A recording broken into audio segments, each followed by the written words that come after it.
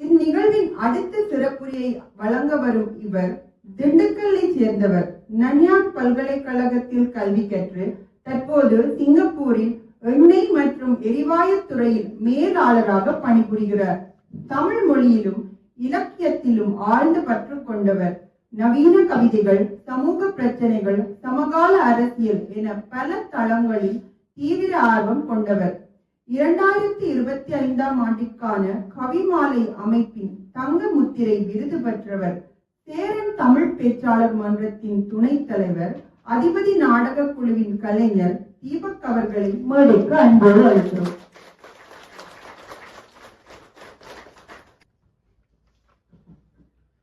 சாகும் போதும் தமிழ் படித்து சாக வேண்டும், என் சாம்பலிலும் தமிழ் மணந்து வேக வேண்டும், தமிழே எனது உயிரே, முதற்கண் வணக்கங்கள்.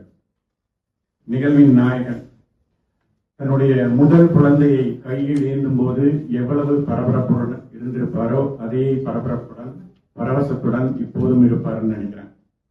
வாழ்த்துக்கள். கவிஞருக்கு பெருசா அறிமுகம் தேவையில்லைன்னு நினைக்கிறேன். ஏன்னா பாக்யராஜுக்கும் முருங்கைக்காய்க்கும் எப்படி அறிமுகம் தேவையில்லையோ, எஸ்.ஜே. சூர்யாவுக்கும் அப்படின்ற வார்த்தைக்கும் எப்படி அறிமுகம் தேவையில்லையோ, அதே மாதிரி நம்ம சகிக்கும் அறிமுகம் தேவையில்லை. மார்க்ஸோட புத்தகத்தோட தலைப்பு ஒன்று இருக்கு, பேசா பொருளை பேச துணிந்தேன். அந்த வகையில காதலை எழுதுவதற்கு இங்கு ஏராளமான பேர் இருக்காங்க. வர எல்லாரும் காதலை எழுதாம போறதில்ல, கவிஞர்னு போட்டுக்கிறவங்க.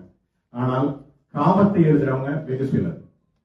அந்த காமத்தை பாடுபொருளை எடுத்து இவ்வளவு துணிச்சலோட எழுதுறதுக்காகவே நான் ஒரு தனி பாராட்ட கவிஞர் சகி அவர்களுக்கு கொடுக்கணும்னு விரும்புறேன். ஏன்னா காமத்தை எழுதுவது அவ்வளவு சாதாரணம் அல்ல. ஒரு பொறுமையும் நிதானமும் வேண்டும். தெருக்கள்ல அந்தரத்துல ஒற்றை கயிறில் வித்தை காட்டும் குழந்தைகளுக்கு எவ்வளவு நிதானம் தேவையோ அதைவிட நிதானம் காமத்தை எழுதுவதற்கு வேண்டும். ஒரு வார்த்தை பிசகினாலும் அது ஆபாச குப்பை என்று தூக்கி எறியப்படும். ஆனால் அந்த வகையில் அவரது கவிதைகள் தடித்து மிளிர்கிறார்.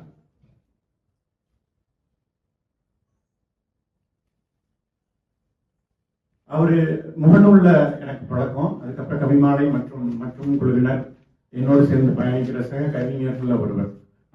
நமக்கு இணையா எழுதுறவங்கள பெஞ்ச் மார்க்கா வச்சு பார்க்கணும்னா கவிஞர் சவியை நான் எப்பவுமே பார்ப்பேன்.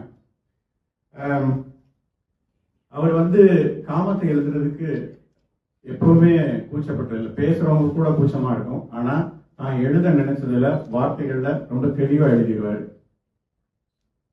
அதுக்கப்புறம் இந்த புத்தகத்தை வெளியிட்டிருக்க அலர் பதிப்பகத்துக்கு மிகப்பெரிய பாராட்டுகளை சொல்லணும். ஏன்னா நான் தொடர்ந்து அவங்களோட புத்தக வெளியீட்டுல இருந்து எல்லாத்தையும் கவனிச்சுட்டு வரேன். அவங்களோட presentation and way of conducting ப்ரோக்ராம்னு சொல்லுவாங்க இல்லையா, அது ஒரு ஈவென்ட் மேனேஜ்மெண்ட் கம்பெனி எப்படி பண்ணுவாங்களோ அதற்கு இணையா பண்ணிட்டு இருக்காங்க.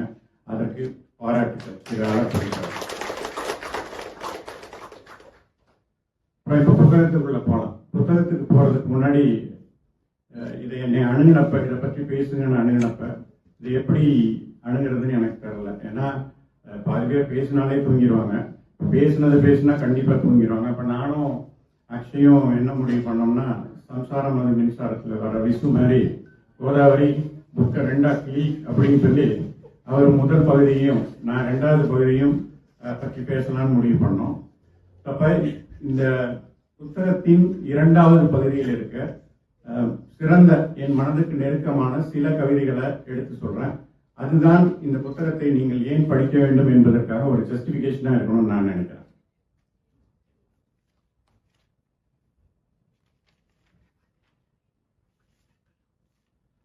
கவிதைகளை எழுதும்போது தமிழ் சொற்கள மொத்தமாகவே எந்த பிறமொழி கலப்பும் இல்லாமல் தமிழ் சொற்களோடு எழுதும்போது அந்த கவிதைக்கு கிடைக்கிற சுவை என்பது அழாதி. அப்படி ஒரு கவிதை தான் 54ஆம் பக்கத்தில் இருக்க கவிதை. கச்சிதமான மொழிகளும் சொற்களின் தேர்வு. ஏன்னா ஒரு கவிஞனுக்கு சொற்களை தேர்ந்தெடுத்து அதை கோர்க்கும் கலை தெரிந்திருக்க வேண்டும். அப்படிப்பட்ட ஒரு குறுங்கவிதை தான் இது. எல்லா கவிதைகளையும் நான் இங்கு வாசிக்க போவதில்லை. ஒரு சில கவிதைகளை மட்டுமே வாசிக்க போகிறேன். ஆழி பெரும் சுழியருகே நீர் ஒழுஞ்சி வாழை படர் சுருட்குடியாய் மேலெழுந்து தாழ் மிதக்கும் மேகமடி காற்றில் ஆடும் உன் தாவணி. தாவணி வந்து இவ்வளவு தமிழ் சுவையோட சொன்ன கவிதையை நான் இந்த புத்தகத்துல பார்க்கிறேன். அடுத்த கவிதை 55வது பக்க கவிதை, மழை பற்றிய ஒரு கவிதை. மழை வந்து எல்லாருக்குமே வந்து ரொம்ப பிடித்தமான ஒன்று இல்லையா? எல்லாருமே மழையை ரசிப்போம், இளையராஜா பாடல் கேட்போம், அந்த மாதிரி தான் பார்த்துருப்போம். ஆனா மழைக்கு இன்னொரு பக்கம் இருக்கு, மழைக்கான வதைகள் இருக்கு. மழை பெய்யறதுனால கஷ்டப்பாடுகள் இருக்கு. பெரும்பாலான கவிஞர்கள் மழையின் கொண்டாட்டங்களை தான் எழுதியிருக்காங்களே தவிர்த்து அதனோட கஷ்டப்பாடுகளையோ அதன் வதைகளையோ வெகு சிலரை பதிஞ்சிருக்காங்க. அந்த வகையில் 55வது பக்க கவிதை வந்து தினசரி வாழ்வுக்கு போகும் ஒரு சிறுவன் எவ்வாறு மழையினால் பாதிக்கப்படுகிறான்றதை பத்தி நல்ல உவமையோடு எழுதியிருக்காரு. அவன் வீட்டு அடுப்பில் பூனை ஒன்று தொங்கிக் கொண்டிருக்கிறது. நம் முகம் சுளித்து ஜன்னல் திரையை இழுத்து விடும் வெயிலுக்காகத்தான், நம் முகம் சுளித்து இழுத்துவிடும் வெயிலுக்காகத்தான் அங்கே ஒரு வியாபார கூடையும் மிதிவண்டையும் காத்திருக்கிறது. வயிறு குளிரச் செய்யும் வெயிலுக்கு அவன் ஒருபோதும் குடைபிடிப்பதே இல்லை. மிக அருமையான கவிதை இது.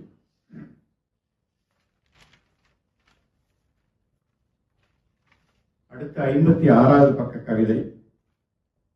இப்ப வாழ்வியலுக்குள்ள வந்துடுறாரு. இது வந்து ஒரு வெளிநாட்டு ஊழியர் சம்பந்தப்பட்ட கவிதை இல்லையா? நாம எல்லாருமே எம்ஆர்டில போகும்போது அல்லது பஸ்ல போகும்போது ட்ரெயின்ல பார்த்துருப்போம். எத்தனையோ வெளிநாட்டு ஊழியர்கள் கன்ஸ்ட்ரக்ஷன் துறையில ஒர்க் பண்றவங்க தலைக்கவசம் அணிந்துதான் ஒர்க் பண்ணுவாங்க. அது நமக்கு சாதாரணமா வெறும் தலைக்கவசமா தான் தெரியும். ஆனா அத நாள் முழுதும் அணிந்திருப்பதனோட கஷ்டப்பாடுகள் வந்து அவங்களுக்கு கிடையாது. நிறைய பேர் வந்து முடியெல்லாம் கொட்டி ரொம்பவே சிரமப்படுவாங்க. நிறைய கட்சிக்கெல்லாம் வச்சு அந்த வெயில் அதை தாங்குறதே எவ்வளவு கஷ்டமா இருக்கும். ஆனா நமக்கு பார்க்கும்போது அது வெறும் ஹெல்மெட்டா தான் தெரியும். அதை பத்தி மேபி அனுபவ கவிதையாக தான் இருக்கும்னு நினைக்கிறேன். அதை பத்தி எழுதியிருக்காரு. அதை நான் வாசிக்கணும்னு விரும்புறேன். முள் மகுடம் அணிந்த தேவன்களை குவிந்து பறக்கும் கட்டுமான துறைகளிலும் வெப்பத்தாரொழுகும் சாலைகளிலும் அவ்வப்போது காணலாம். அவர்கள் தலையில் அணிந்திருப்பது தலைக்கவசம் கூட என்று நீங்கள் நினைக்கலாம்.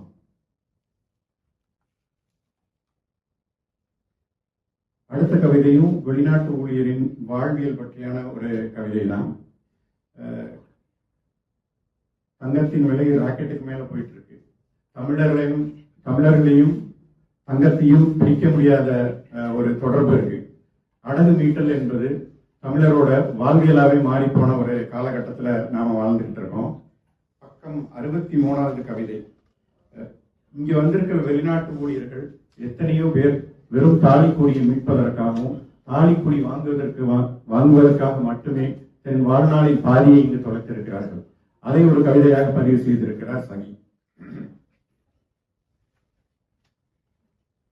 ஒரு பௌர்ணமி என்றுதான் அம்மாவின் நகை அடகுக்கு சென்றது.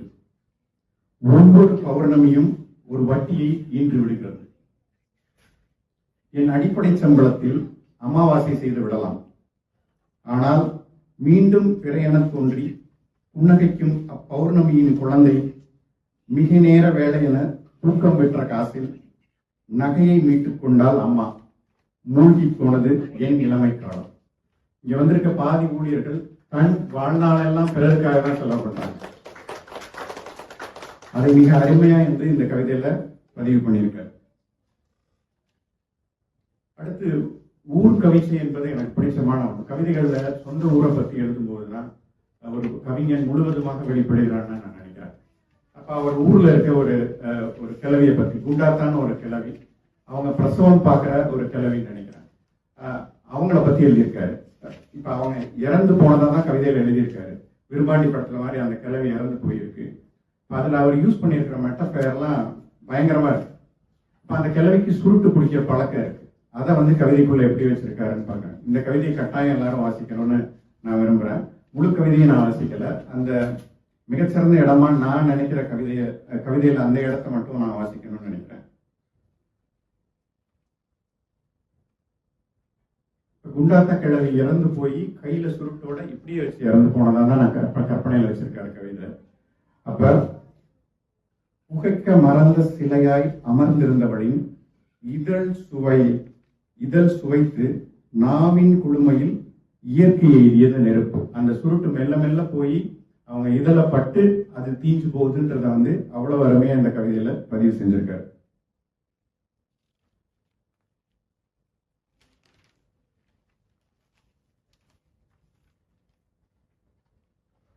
அடுத்து இந்த நடுவில் பிறக்கிறவங்களுக்கே ரொம்ப சிரமமா இருக்கும். ஏன்னா அஞ்சாறு பேருக்கு கூட பிறந்தவங்களுக்கு நடுவில் பிறந்தவங்களுக்கு சரியா கவனிப்பு இருக்காது. பெரும்பாலும் அம்மா அடுத்த குழந்தையை பார்க்க போயிடுவாங்க. அக்காக்களுக்கு அம்மாவோட எல்லா கடமைகளையும் கைமாற்றம் செய்யப்படும். பெரும்பாலும் அக்காவால தான் வளர்க்கப்படுவாங்க. அதை பத்தின ஒரு சின்ன கவிதை எழுதியிருக்காரு. அனுபவ கவிதையான்னு தெரியல. எத்தனை பேர் உங்களோட பிறந்தவங்க? 5 பேர். அது அனுபவ கவிதை தான். எனக்கு அடுத்து 5 பிள்ளைகள் என பெற்றவள் எனக்கு கொஞ்சமாகத்தான் கிடைத்தாள்.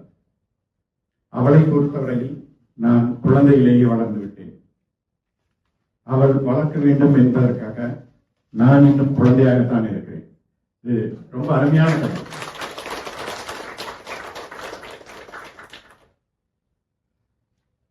அறுபத்தி 9ஆம் பக்கத்துல ஒரு கவிதை இருக்கு.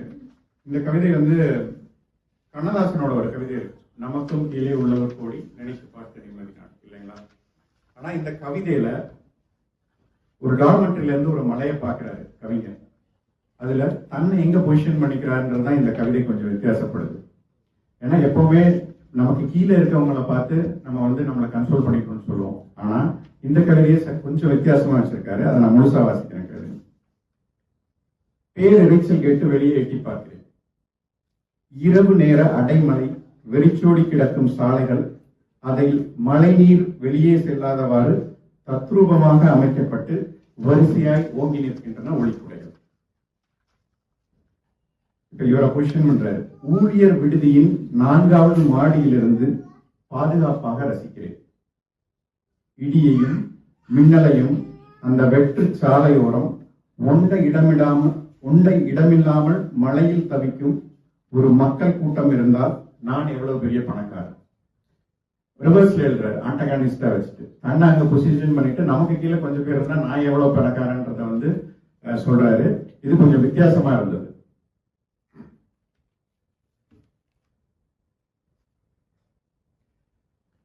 இவரோட கவிதைகள் வெறும் காம கவிதைகளோடு சுரங்கி போயிருச்சான்னு கேட்ட கட்டாயம் கிடையாது.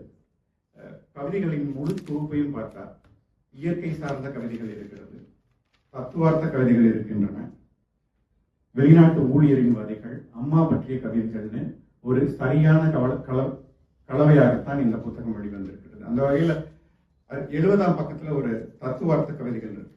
ஒரு நாளைக்கு எல்லாருமே கிட்டத்தட்ட ஒரு 1000 முறை சாரி கேட்போம். போறவங்ககிட்ட வரவங்ககிட்ட தெரியாம கைப்பட்டா எதுக்கு வேணாலும் சாரி கேட்கிறோம். ஆனா சாரிய உளமாற, இந்த மன்னிப்பு உளமாற கேட்கிறோமா அப்படின்னு நம்ம கேட்டு பார்த்துட்டோம்னா இல்லை. பெரும்பாலும் வெறும் வார்த்தைகளுக்காக தான் நம்ம சாரி கேட்டு போவோம். அந்த சாரியை வைத்து அந்த மன்னிப்பை வைத்து ஒரு கவிதை எழுதியிருக்கிறாரு. இது ஒரு தத்துவார்த்த கவிதை. வார்த்தைகளை அருமையா கொடுத்து அதை பிரசன்ட் பண்ணியிருக்காரு. உளமாற கேட்கப்படும் மன்னிப்பு, மன்னிப்பதற்காக அன்று. அது ஒரு சுய திருத்தம். உளமாற கேட்கப்படும் மன்னிப்பு, மன்னிப்பதற்காக அன்று. அது ஒரு சுய திருத்தம். உளமாற தரப்படும் மன்னிப்பு, மன்னிப்பன்று. அது ஒரு ஆசி அளிப்பு. உளமாற தரப்படும் மன்னிப்பு, அது மன்னிப்பன்று. அது ஓர் ஆசி அளிப்பு. இந்த கவிதைகள்ல வந்து நெடுங்கவிதை இருக்கு, குறுங்கவிதையும் இருக்கு. இது ஒரு மிக்ஸ்டா தான் இருக்கு கவிதை. சில கவிதைகள் வந்து வாழ்வியல் கவிதைகள், ரொம்ப இலகுவான சின்ன சின்ன வார்த்தைகளை கோர்த்து தன்னுடைய அனுபவத்தை பதிஞ்சிருக்காரு. ஒரு சின்ன குழந்தைங்க பார்த்தீங்கன்னா குளத்துல அறத்தவளையில பிடிச்சி குளத்துல கொண்டு போகணும். அதை வந்து ஒரு சின்ன கவிதையை கோர்த்துருக்கு. அன்பு என்பது பெரிதாக ஒன்றுமில்லை, அன்பு என்பது பெரிதாக ஒன்றுமில்லை, ஒரு திட்டு தண்ணீரில் சிக்கி இருக்கும் தலப்பிரட்டைகளை அள்ளி குளத்தில் கொண்டு போய் விடுவது. எத்தனை சிம்பிளான கவிதையும் பாருங்க.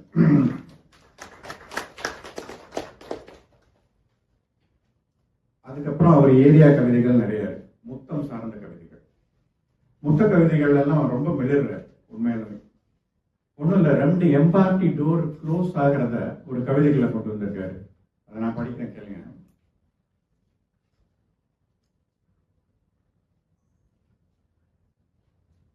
தலைமையடை இடைவெளியில் கவனத்தில் கொள்ளும் எச்சரிக்கை அறிவிற்கு பின்னும் டோர் க்ளோசிங் என்னும் வாசகத்திற்காக காத்திருந்த 2 பக்க கதவுகள் குக்கு குக்கு என கொஞ்சிக்கொண்டே ஒன்றை ஒன்றும் நெருங்குகின்றன.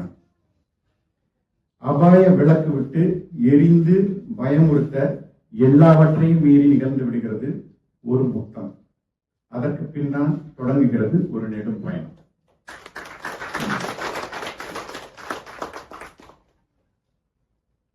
அதற்கு அடுத்தே முத்தத்தை பத்தி ஒரு சின்ன கவிதை இருக்கு. அதுவும் ரொம்ப அழகா போட்டிருக்க. இதுவரை நிகழ்ந்த விபத்துகளை எல்லாம் பட்டியலிட்டு இனி நிகழப்போகும் விபத்துகளை கணிக்க முடியுமா? முடியாது இல்லையா? ஒரு விபத்தை போல, ஒரு கவிதையை போல அந்த நேரத்தில் எப்படி நிகழ்கிறதோ அதுதான் முத்தம். ப்ரிப்பேர்டா ஒரு முத்தத்துக்கு போகக்கூடாது. ஒரு விபத்தை போல, ஒரு கவிதையை போல அந்த நேரத்தில் எப்படி நிகழ்கிறதோ அதுதான் முத்தம்.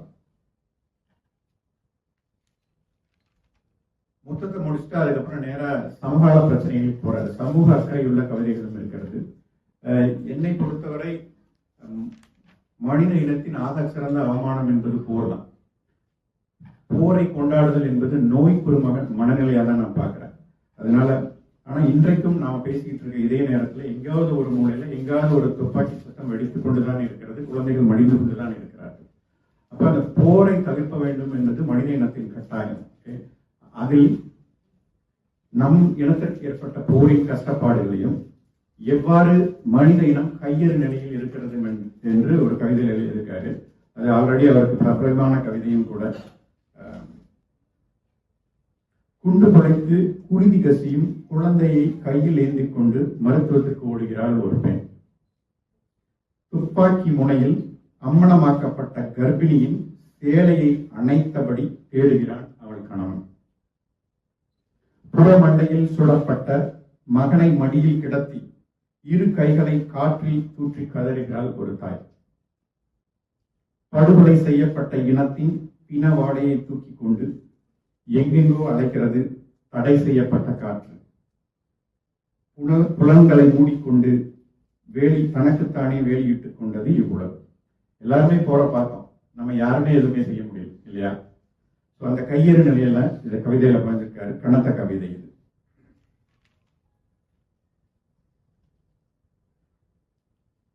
அடுத்த கவிதை 80வது கவிதை. இது ஒரு முக்கிய கவிதையா பார்க்கிறேன்.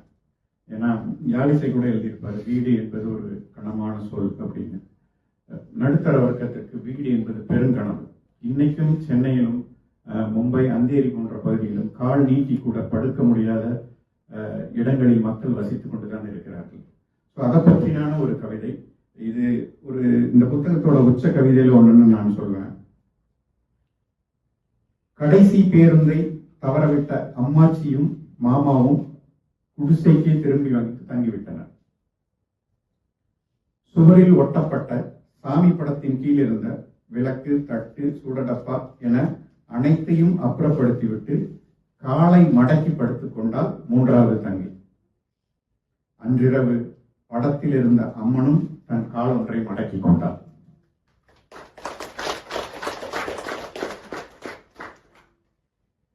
எண்பத்தி 4வது கவிதை. இது எல்லோரும் கிட்டத்தட்ட இங்க இருக்க எல்லாருமே அனுபவிச்ச கவிதைன்னு நினைக்கிறேன். எவனா ஏதாவது ஒரு பாடலை நமக்கு ஒட்டி விட்டு போயிடுவாங்க. அப்புறம் அதை நம்ம கண்டுபிடிக்கிறதுக்கே ரொம்ப சிரமமா இருக்கும். இப்ப கேட்டா எல்லாம் ராவணன் மாவண்டா அந்த பாட்டு தான் பாடிட்டு இருப்பீங்க. அப்ப அந்த மாதிரி பாடலை ஒரு கவிதையாவே வச்சிட்டு இருக்காங்க. 90களில் வெளிவந்த பாடல் ஒன்றின் சரணத்தின் ராகம் மட்டும் ஆள் மனதில் அடியடித்துக் கொண்டே இருக்கிறது. பாடலின் முதல் வரியை கண்டடைய முயன்று தோற்று விடுகிறேன். அதன் தேடல் மற்ற எந்த பாடலையும் கேட்க மறுக்கிறது. அந்த சிந்தனை இரவுகளின் தூக்கத்தை தின்கிறது. இச்சூழலில் இருந்து காப்பாற்ற உன்னால் மட்டும்தான் முடியும். நீதான் சமீப காலமாய் என்னோடு பழகி கொண்டிருக்கிறாய். இந்நேரம் என்னிலிருந்து அதை நீ உணர்ந்திருக்க கூடும். சொல், அது என்ன பாடல்? நமக்கு தெரிஞ்சவங்கள்ட்ட தான் இந்த பாடலை போய் கேட்போம் இல்லையா? நமக்கு அது தோணிக்கிட்டே இருக்கும். அப்புறம் நமக்கு நெருக்கமானவங்கிட்ட கேட்போம். அதை அழகா இந்த கவிதையில வச்சிருக்காரு. இன்னும் 2-3 கவிதை தான் கிட்டத்தட்ட முடிச்சுட்டேன் நானும். 86வது கவிதையும் ஒரு மிகச்சிறந்த கவிதைன்னு சொல்லுவேன்.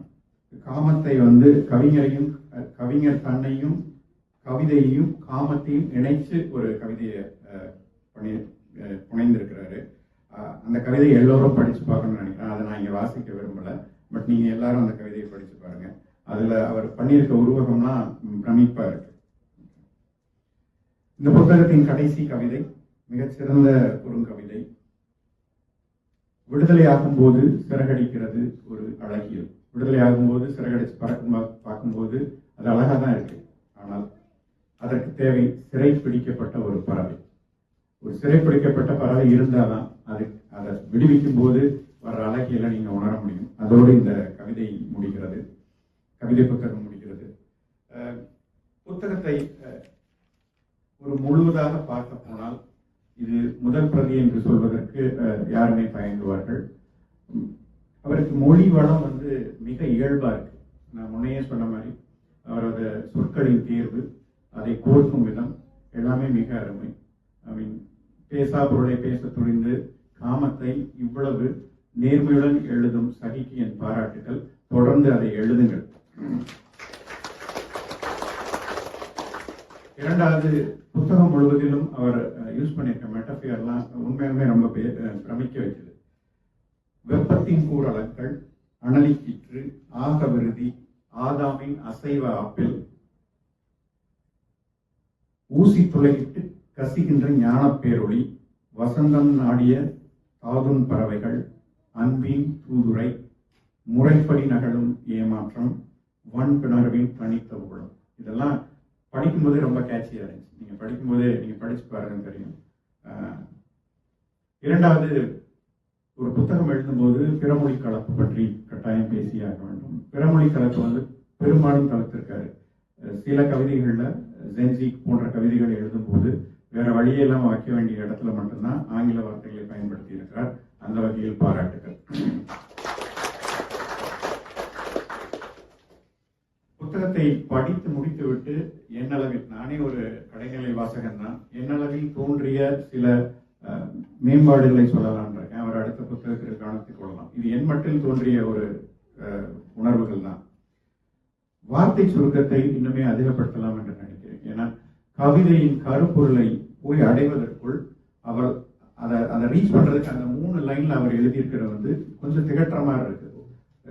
அதாவது தேனை நீங்க ஒரு அளவுக்கு மேல குடிக்க முடியாது. அந்த மாதிரி கருப்பொருளை நெருங்குவதற்கு முன் உபயோகப்படுத்த வார்த்தைகளின் அளவுகளை குறைத்தால் இந்த கவிதைகள் இன்னும் நல்லா இருக்கும்னு நான் நினைக்கிறேன். ரெண்டாவது, சில கவிதைகள் நோட் பண்ணி பார்க்கும்போது சில கவிதைகள் முதல் பாதியும் இரண்டாவது பாதியும் அவ்வளவு ஈஸியா கனெக்ட் பண்ண முடியும். முதல் பாதியும் இரண்டாம் பாதியும் கொஞ்சம் தொக்கி நிக்கிற மாதிரி சில கவிதைகள்ல அந்த உணர்வை கொடுக்குது. ரெண்டாவது, ஒரு கவிதையை ஒண்ணு நீங்க முரண்தொடர்ல எழுதிடணும், இல்லாட்டி சந்தத்துல எழுதிடணும். ரெண்டையும் ஒரே கவிதையில மிக்ஸ் பண்ணும்போது அது கொஞ்சம் துருத்திட்டு இருக்க மாதிரி ஒரு மாதிரியான ஒரு ஃபீலிங்கை கொடுக்குது. அதுதான் இந்த கவிதை புத்தகத்தில் நான் கண்டது. மற்றபடி தொடர்ந்து எழுதுங்கள். சகி அவர்களை வந்திருந்து வாய்ப்பளித்த அலர் மற்றும் குழுவினர் மற்றும் சகி அவர்களுக்கும் அவர் குடும்பத்தினருக்கும் ஞாயிற்றுக்கிழமைகளில் தமிழுக்கு நேரம் ஒதுக்கி வந்த அனைத்து வாசகர்களுக்கும் நன்றி கூடி விடைபெறுகிறேன்.